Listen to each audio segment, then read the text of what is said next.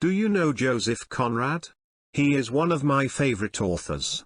He was Polish, and is regarded as one of the greatest novelists to write in the English language. Though he did not speak English fluently until his 20s, he came to be considered a master prose stylist in English literature. The passage is from one of his books. The text consists of 2 parts. First, read the text silently. After reading it on our own, we are going to listen, read it aloud, and then answer the questions. I will reveal the answers just after each question. Okay.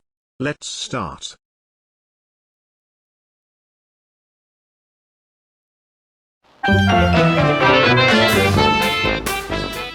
Silent reading. Read the following passage silently. Part 1.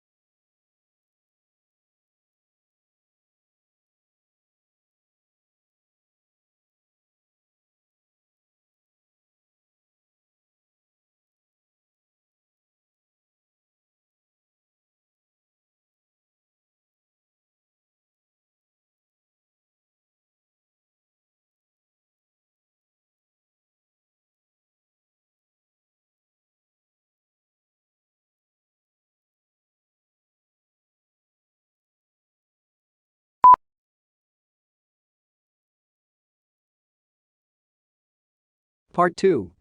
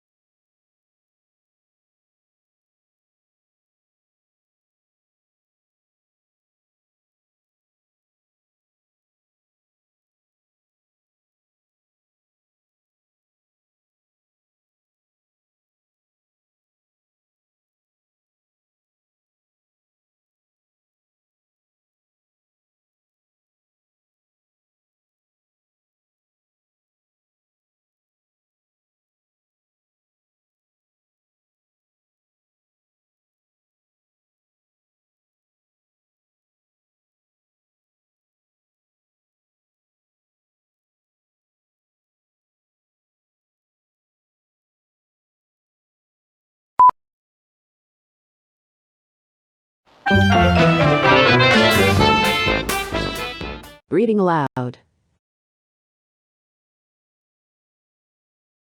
Listen to the passage carefully. Part 1.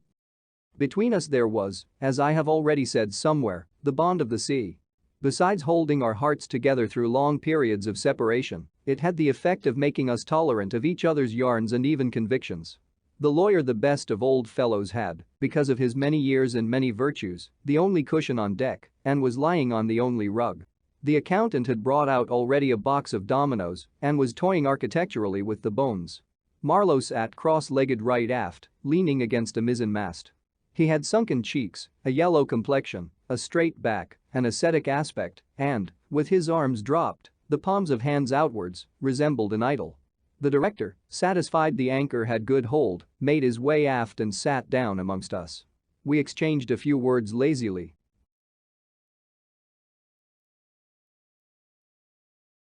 Part 2. Afterwards there was silence on board the yacht. For some reason or other we did not begin that game of dominoes. We felt meditative and fit for nothing but placid staring. The day was ending in a serenity of still and exquisite brilliance. The water shone pacifically. The sky, without a speck, was a benign immensity of unstained light. The very mist on the Essex marshes was like a gauzy and radiant fabric hung from the wooded rises inland and draping the low shores in diaphanous folds. Only the gloom to the west, brooding over the upper reaches, became more somber every minute, as if angered by the approach of the sun. And at last, in its curved and imperceptible fall, the sun sank low and from glowing white changed to a dull red without rays and without heat, as if about to go out suddenly, stricken to death by the touch of that gloom brooding over a crowd of men.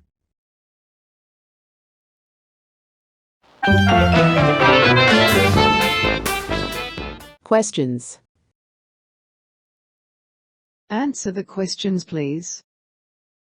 Question number 1. The narrator of this passage is telling his story from A. A wharf. B. The deck of a yacht. C. A high vantage point. D. The edge of the Essex marshes. E. None of the above.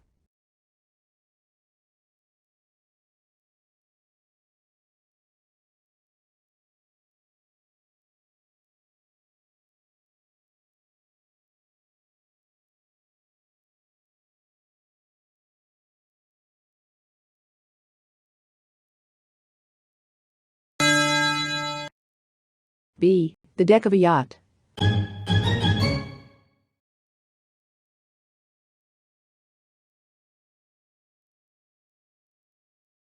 Question number 2.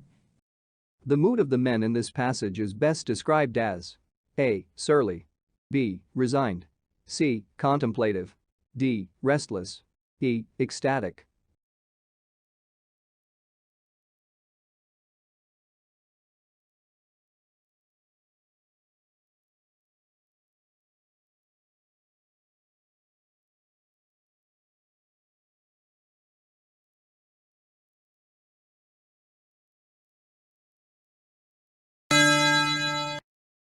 C. Contemplative.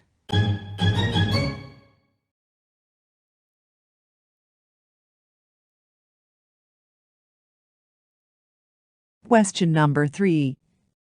From the passage, it is obvious that the men A. Do not get along. B. Show a quiet understanding. C. Cannot be bothered with one another. D. Have just had a quarrel.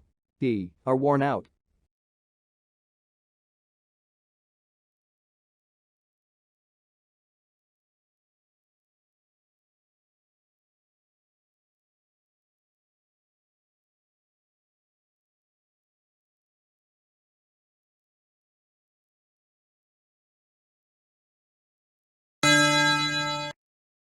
B. Show a quiet understanding.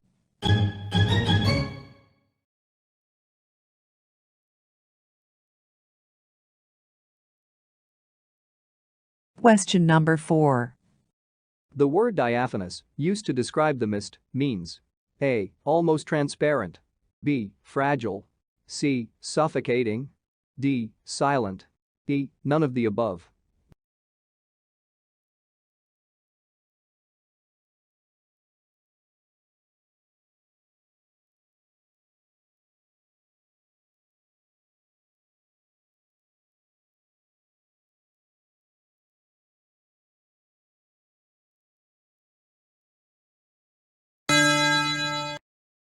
A. Almost transparent.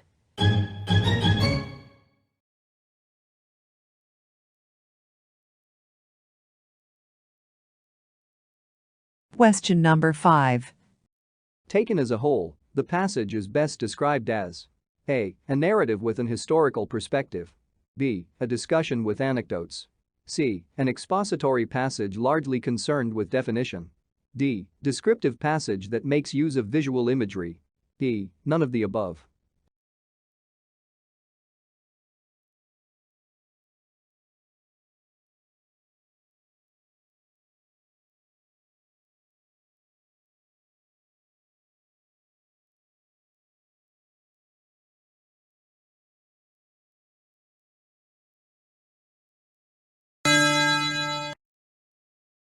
D. Descriptive passage that makes use of visual imagery.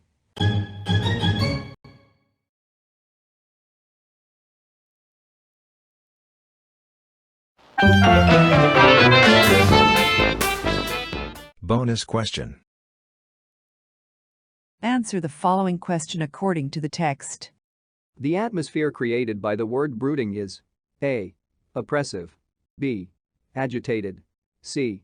Meditative. D. Placid. E. Balmy. Can you please write your answers in the comment section of this video on my YouTube channel? Let's see who gives the correct answer. Thank you.